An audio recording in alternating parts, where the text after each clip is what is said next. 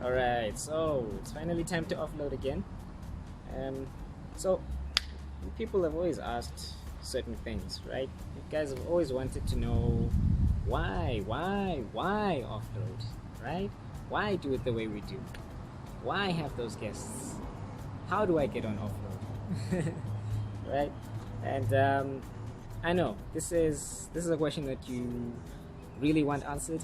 I wish I could have some simple answer for you, but one thing that I can say is offload has always been about the people, right? I've always put people in front of you who can inspire, who can give you some kind of information, some kind of joy, some kind of laughter, things that will make you believe that you can achieve what you want to achieve, right? That it's possible, that it can be done, okay? But this time around, I was like, look, things need to be different, okay? How about, instead of making this about me, which it has never been about, how about we make this about you guys? You guys would be responsible for the content. You guys would be responsible for exactly what is said. You guys would be the brainchild, the brain developers, the brain everything, right? And what comes out?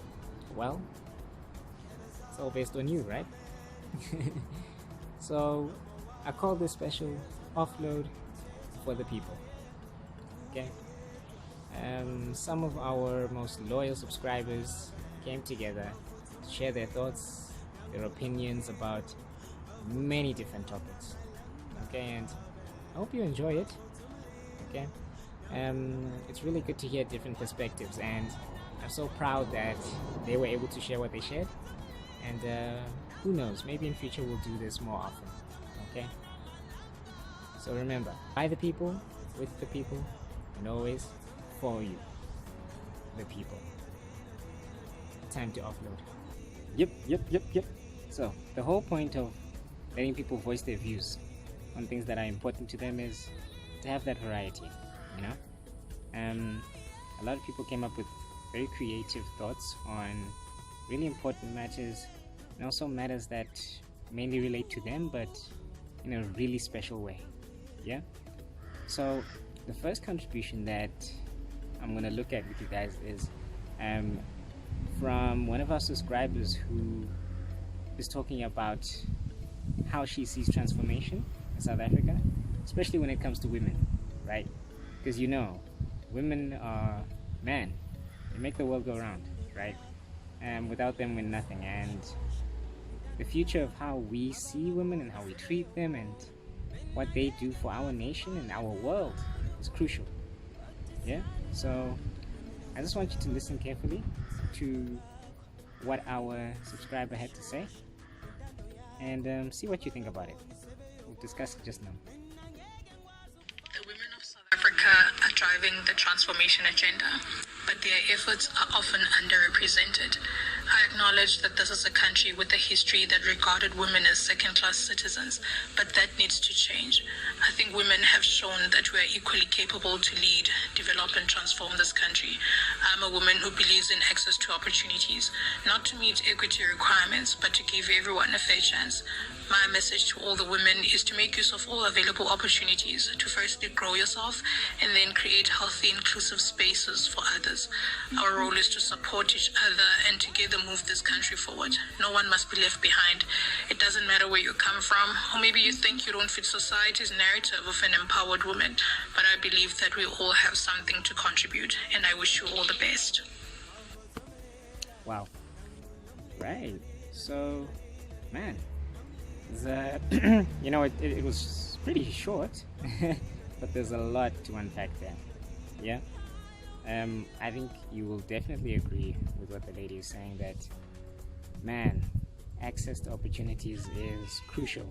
We'll talk about it in the context of children from certain areas, the rural areas to informal settlements, but when we speak about women, the girl child in particular, it just means so much more. It hits so much closer to home, right? Because This is a group of people that we're trying to raise up, but every day we're hearing stories about the most horrible things, right? We really don't need to go into them, but it's just so painful that every second, every minute, we're losing so many women, right? To violent crime, to, man, things like rape and all that. And we still, in this day and age, have so few women in the highest levels of leadership, and we need that valuable contribution from them. We've seen it happen so successfully in Germany. I mean, look at Angela Merkel.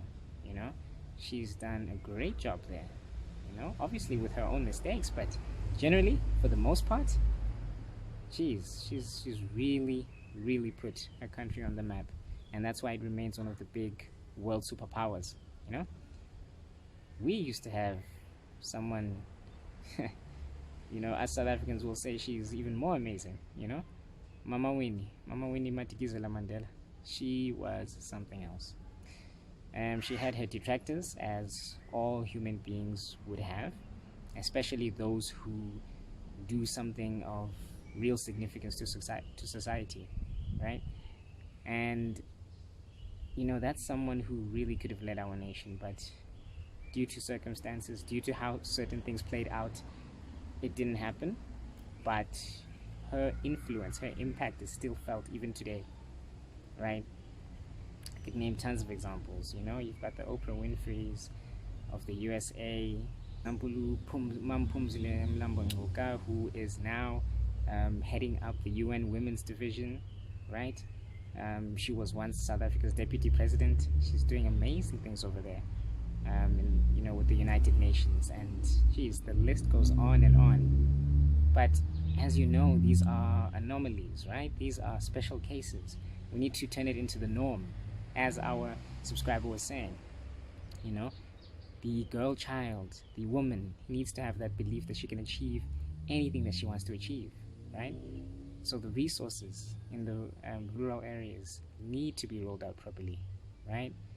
The schools, the education system needs to be improved, right? The assistance, the support, all those things, they need so much investment, right? And not just for the short term, but for the long term, because we do want to have a female president one day.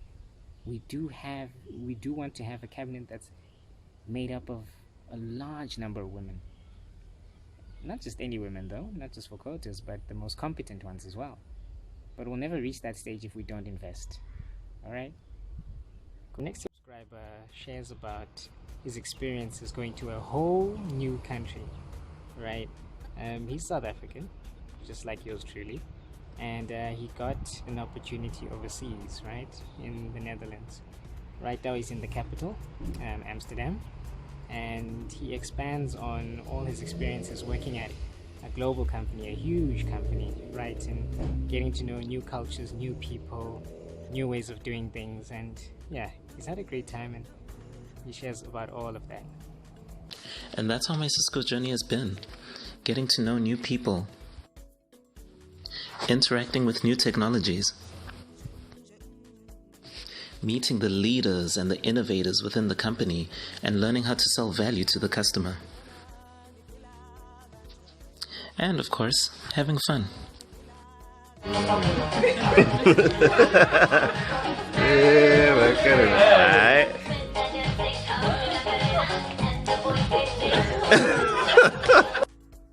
You need that tenacity, that positive attitude to just decide to take those opportunities when they arise and make the most of them.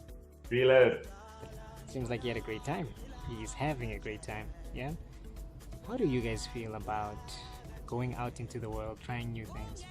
I think it's something that can be so exciting, especially if you just open your mind to it. Obviously, it's about the opportunities. Can you get it? Can you do something? And knowing the right people to get you there, right? But I feel like the more you explore the world, the more you see different things, experience different people, you really grow as a person. And I'm grateful to our subscriber there for sharing his experiences, and hopefully it can inspire you guys to start thinking beyond your immediate surroundings and see what you can achieve, what you can experience, who you can be, who you can become, right? And bring all that education back to your country and hopefully make some changes, some welcome changes to how you see yourself and how the nation is supposed to be. Yeah.